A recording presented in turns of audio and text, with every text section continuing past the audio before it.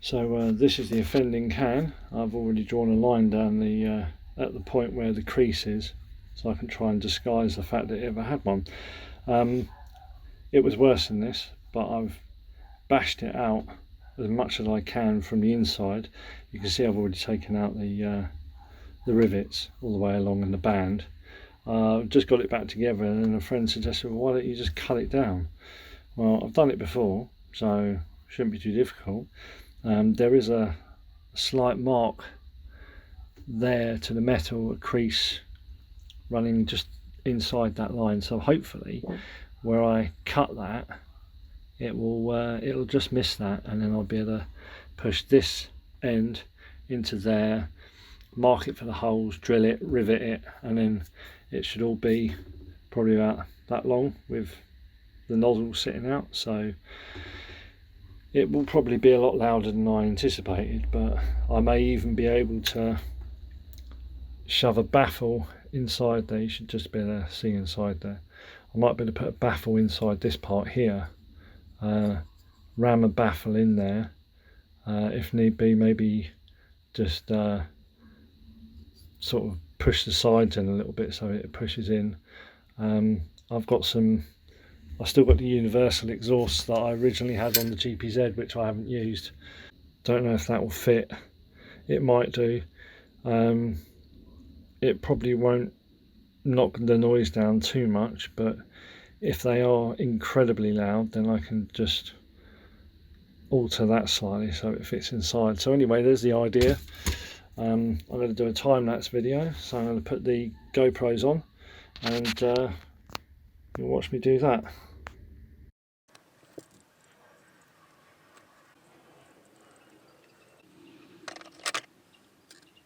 So first, donning the PPE and adjusting my angle grinder here. Always make sure you're using the guard and point it in the right direction. And when you're using tools like this, be very careful because they are potentially a hazard. So carefully cutting around after marking the exhaust, cutting off this end of the exhaust, you'll need to retrieve the end cap. I did this by removing all the rivets. So you may want to, as I've done here, remove the rivets first and then cut the exhaust down to the right size.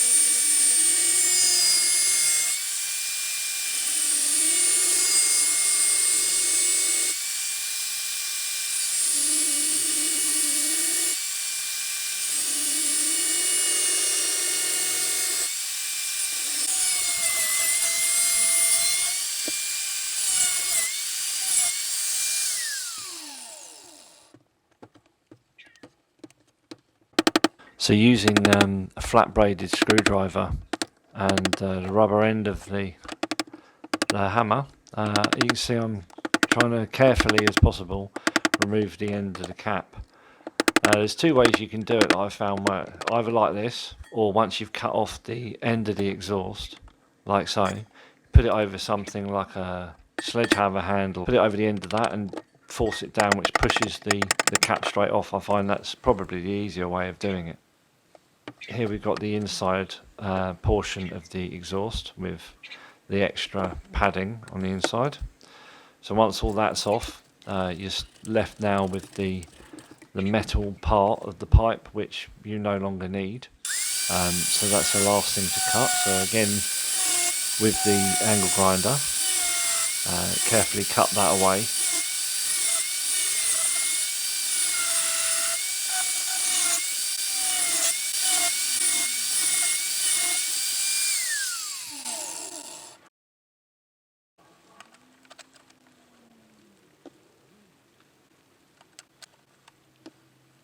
Once you've cut it to the desired size, you then need to remove all the burrs. So as I'm doing now, going around with a file and making sure that there are no sharp edges.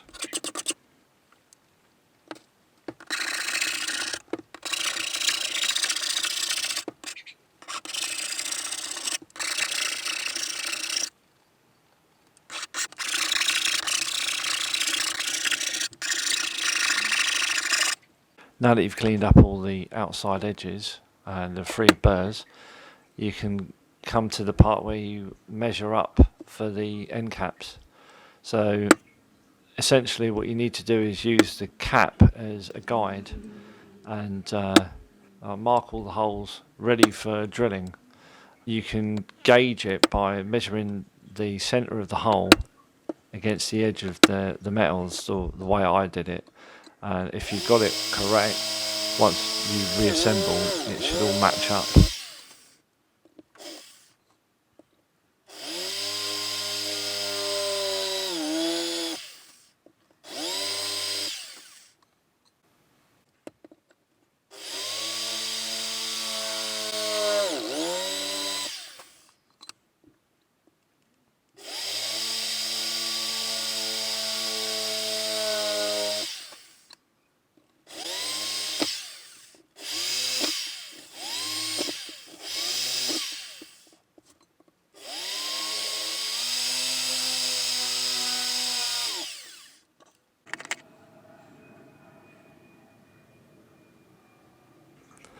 So here we are. I'm using the black silicon. This is a high temperature silicon. And I want to make sure that there's no gap and that all the exhaust gases go out where they're supposed to go. So just give it the once around. Use the silicon on both sides.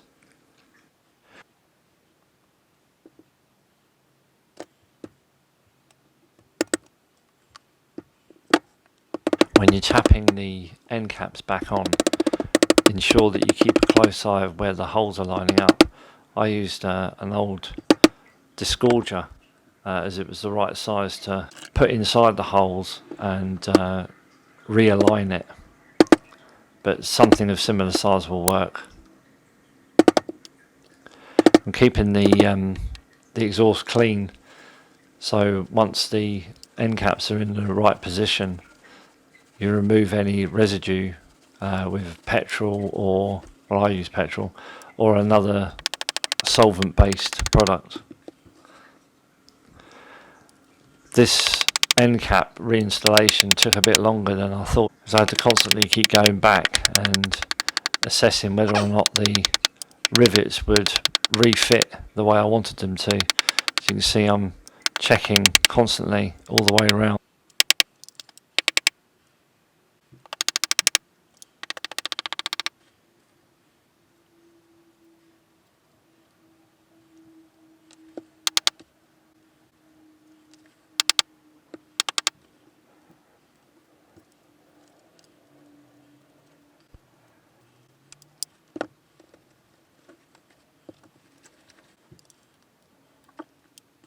When placing the rivets in, I have to make sure that I've put the band around as well.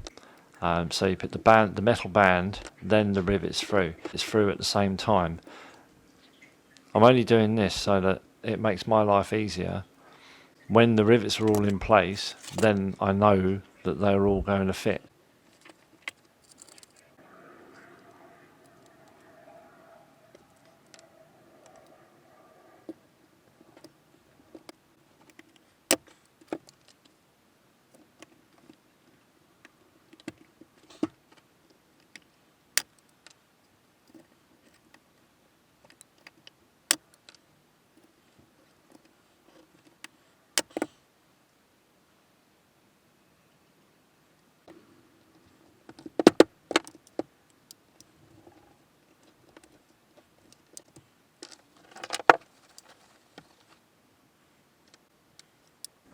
Here comes the last set of rivets, just realigning the holes. And then replacing the band. And then popping the rivets through the band. I found that the easiest way to do this is to force it round the can and then into the final hole. So the final hole you put the rivet through, and then that holds the band in place while you align the rest of the rivets ready for installation.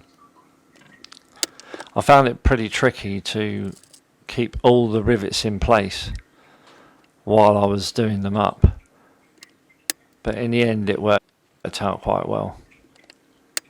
So you can see I'm doing one and then I'm missing one, and in that pattern I found that better rather than going round in a line, just in case there was any issues along the way with the placement of the rivets.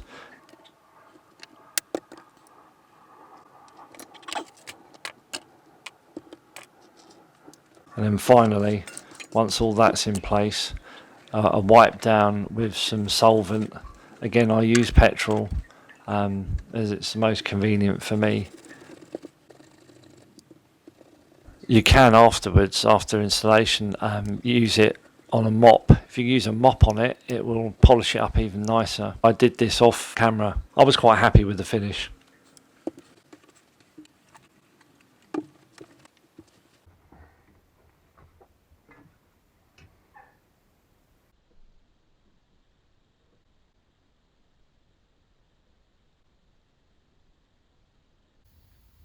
So there we go.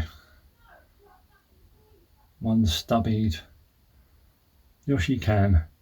I made a few mistakes when I was cutting the metal itself. It's not 100% straight, but it's pretty good. I think I've pretty much covered up all the mistakes I've made anyway, and I'm pretty happy with it actually. So anyways, so I'll catch you in the next video.